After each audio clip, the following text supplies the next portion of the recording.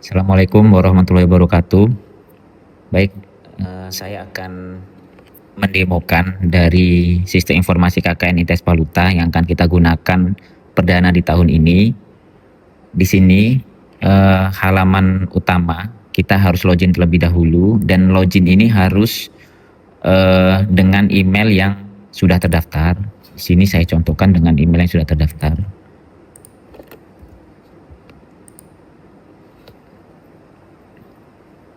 Nah, di sini ketika berhasil login, maka dia akan masuk ke dashboard statistik. Jadi di sini karena belum ada melakukan aktivitas apapun, untuk visualnya dashboard analitiknya belum ada.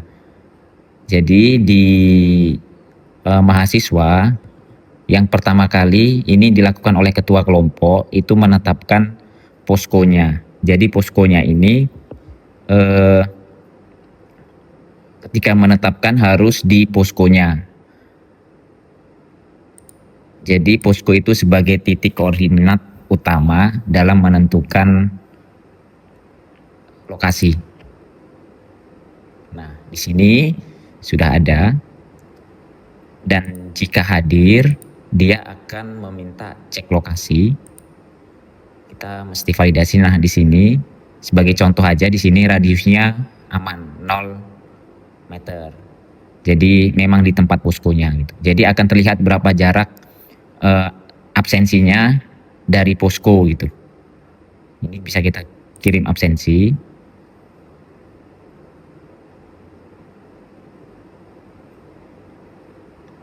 Nah, dia berhasil direkam. Maka dia akan tersimpan di data absensi. Nah, di sini sistem radius aman. Jadi kalau yang hadir dia tidak perlu validasi dari DPL. Kita contohkan kembali, kalau di sakit dia mesti ada surat keterangannya dan bukti sakitnya. Misalnya sakitnya itu demam, jadi harus ada surat sakitnya.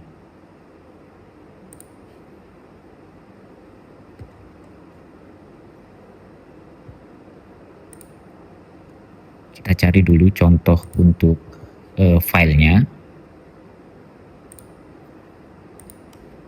Dan ini masih di Google Drive ya Bapak Ibu, tinggal kita rekam. Maka nanti akan tersimpan di sini absensi sakit. Nah, untuk sakit dan izin itu harus ada persetujuan dari DPL dan panitia. Ini contohnya untuk izin. Izinnya alasan keluarga, ada acara keluarga misalnya, keluarga. Dan perlu diingat Bapak Ibu, jadi ini untuk izin per minggu hanya bisa 2 kali. Ketika dia izin dalam seminggu udah 2 kali, maka dia tidak bisa merekam kehadiran dengan izin gitu. Jadi batasnya hanya 2 kali per minggu. Jadi dari data yang sudah kita masukkan tadi akan tercatat di sini, di rekap absensi. Nah, begitu. Di isian logbook juga sama, ini untuk mengisi kegiatan per hari setiap harinya. Jadi di sini ada proker. Jadi untuk adik-adik mahasiswa itu harus menginput prokernya terlebih dahulu. Misalnya prokernya ini pembuatan website desa misalnya. Dan jenisnya adalah jenis prokernya apa, wajib atau tambahan. Karena ini pembuatan website desa maka dia wajib. Nah, target selesainya ini kapan? Misalnya target selesainya kan dimulai tanggal 20. Mungkin target selesainya di tanggal 22 misalnya. Maka kita simpan di sini. Nah, maka dia akan tersimpan. Dan proker ini juga nanti akan ada di data proker. Jadi nanti di isiannya ini kita mesti refresh terlebih dahulu. Nah, setelah kita input prokernya, maka nanti ada pilihan di sini pembuatan website desa. Tinggal kita kegiatannya itu dimulai dari kapan. Misalnya di tanggal 20 sudah mulai melakukan kegiatan. Maka di sini diisi berapa durasi jam kegiatannya, misalnya 4 jam. Dan di sini ada anggota. Nah, anggota ini otomatis terinclude dari nama-nama yang sudah kita daftarkan sebelumnya. Di sini saya contohkan masih ada 3. Jadi anggota yang melakukan program kerja pembuatan website itu misalnya ada 3, maka dia ada 3, maka diisi dengan 3 orang gitu berarti. Kemudian tinggal diisi untuk deskripsinya. Pembuatan, misalnya di kegiatan pertama itu ini analisis kebutuhan sistem misalnya. Nah, di sini dibuat lokasinya. Kita tinggal ambil untuk lokasinya, klik aja ambil lokasi, ini otomatis disesuaikan dengan di mana lokasi kita melakukan kegiatan. Kemudian di sini untuk link dokumentasinya ini bisa berupa foto atau laporan. Tapi terlebih dahulu harus di upload ke Google Drive. Kita contohkan di sini yang sudah kita copy tadi, kita kirim logbook. Ini khusus untuk mahasiswa. Nah, maka dia akan tersimpan dan logbooknya ini akan tersimpan di sini. Nah, di sini harus ada validasi dari DPL dan panitia. Sebelum divalidasi oleh DPL dan panitia masih bisa diedit, tapi kalau sudah divalidasi oleh DPL dan panitia atau salah satunya, aksi edit atau hapusnya sudah tidak bisa lagi. Jadi pastikan sebelum divalidasi dipastikan dengan benar. Kemudian di sini ada data absensi, di sini juga ada data broker, dan di sini untuk rekap laporan. Seperti yang kita ketahui bersama, untuk laporan ini kan ada per minggu ya, sampai 4 kali. Nah, ini nanti isiannya adalah link progresnya dari semua kegiatan-kegiatan. Nah, itu untuk kegiatan dari pengisian dari mahasiswa. Kita bisa keluar. Nah, selanjutnya untuk DPL itu, nah ini saya contohkan ini di tempat KKN saya. Kita mesti masuk portalnya terlebih dahulu sebagai DPL.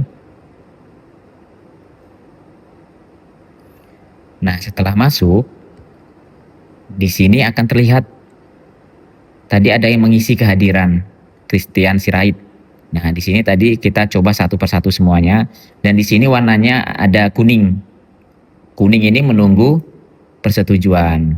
Nah, kita di sini hanya menyetujui. Nah, apakah disetujui? Tinggal menyetujui. Kalau disetujui berarti sudah oke. Kalau ada revisi berarti tinggal ditulis saja revisinya apa gitu. Sudah oke.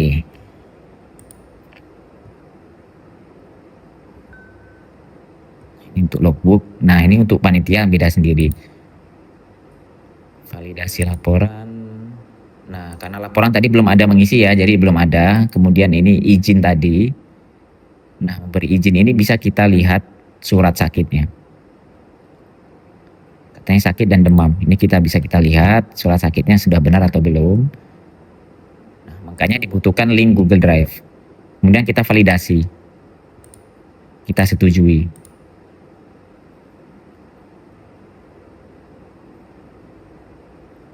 Itu juga di sini. Ini kita setujui misalnya. Nah, dia akan menyimpan ini. Oke. Nah, akan disetujui semuanya. Kemudian ini untuk validasi posko. Ini validasi posko itu kalau ada perubahan. Jadi kalau ada perubahan dia mesti kita cek dulu apakah memang benar poskonya di situ gitu. Kemudian baru ketika disetujui baru bisa pindah titik koordinat. Nah, ini untuk semua data yang sudah, ini tadi yang sudah kita setujui ya, ini misalnya foto-foto kegiatan, nah ini gitu. Data absensi juga begitu. Nah, ini semua bisa kita ekspor. Jadi memudahkan kita untuk melihat, misalnya ini kehadiran nih, kita ekspor. Nah, seperti ini. Nah, ini DPL-nya saya, kemudian ada jam waktu absensi dan keterangannya juga. Semuanya bisa kita download. Di master ini juga bisa untuk di proker. Nah, di sini statistiknya. Nah, di sini akan terlihat bahwasanya sudah disetujui semua, tidak ada yang menunggu atau tidak ada yang revisi. Nah, begitu. Dan di sini juga untuk program kerjanya, di sini total kegiatan baru 1, total jam KKN-nya baru 4 jam dan program kerjanya 1. Dah, semuanya akan terlihat di sini.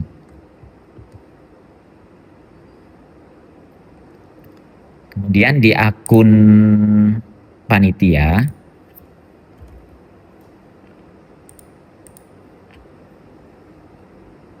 nah di akun panitia juga seperti itu. Itu tadi ada, nah di sini terlihat ada warna kuning 1, berarti ada 1 logbook yang menunggu persetujuan. Nah, di sini 1 logbook yang menunggu persetujuan.